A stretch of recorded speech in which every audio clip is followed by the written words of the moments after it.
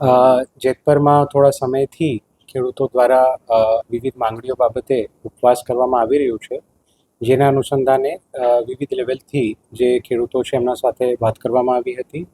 અત્રેના લેવલથી પણ વાત કરવામાં આવી હતી, સામાજિક આગેવાનો દ્વારા પણ વાત કરવામાં આવી હતી અને જે રજૂઆતો છે ખેડૂતોની એ બાબતે સરકારશ્રીમાં રજૂઆત કરવામાં આવી હતી.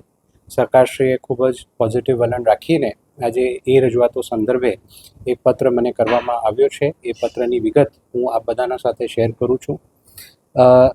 પત્રમાં મને જે સંબોધીને લખવામાં આવ્યું છે એમાં સરકારશ્રી દ્વારા કહેવામાં આવ્યું છે, મોરબી જિલ્લા ખેડૂત સમિતિ દ્વારા વીજળીના થાંભળા ખેતરમાં નાખવા સંદર્ભે ધરણા ચાલી રહ્યા છે. ખેડૂત સંબંધી સમિતિ દ્વારા માનનીય મુખ્યમંત્રીશ્રીને લેખિતમાં આપેલ માંગણીઓના આવેદન સંદર્ભે ખેડૂત સમિતિના સભ્યો અને આગેવાનો સાથે રાજ્ય સરકારની ઉચ્ચ સ્તરીય સમિતિના સભ્યશ્રીઓ સાથે ટેલિફોનિક તથા રૂબરૂ ચર્ચા ખેડૂત સમિતિના સભ્યો અને આગેવાનો સાથે થયેલ છે.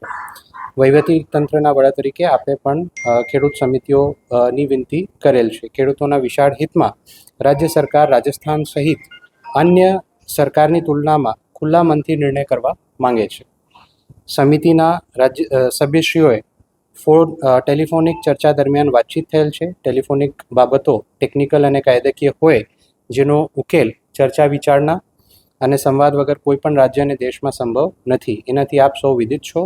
દેશમાં અને દુનિયામાં બનેલી ઘટનામાં પણ હમણાં આપે જોયું છે કે સંવાદ અને ચર્ચા વગર ઉકેલ સંભવ નહોતા. રાજ્ય સરકાર પણ ચર્ચા સંવાદ કરીને માંગણીઓનું આખરી સ્વરૂપ આપવા માટે તૈયાર છે.